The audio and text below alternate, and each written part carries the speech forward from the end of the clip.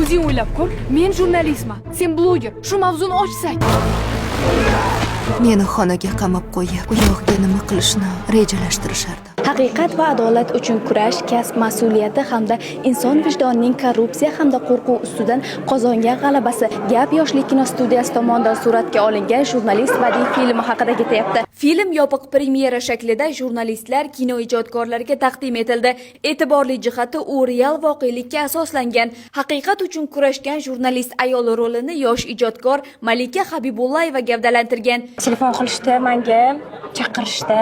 Bordim, borganimda men точно уверен edim, что mayli boraman, lekin baribir olishmasa kerak deb mashqa borganman-da. Juda ham katta kasting bo'lganda, juda ko'p yaxshi zo'r aktrisalar anaqa kastingga kelishgan.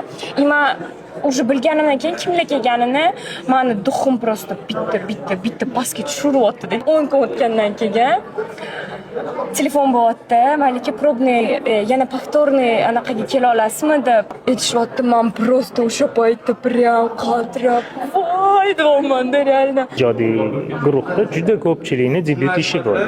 Meni debyut ishim, Malikani debyut ishi. Lekin biz ishonardik aktrisamizga, agar imkon bersa, u chiqib ketadi. Juda ham harakatchan, juda ham o'zini mas'uliyati kuchli his qilib turib, shu narsani chiqarishdi. Filmning katta premyerasi 26-iyun matbuot va ommaviy axborot vositalari xodimlari kuni bayrami arafasida taqdim etiladi.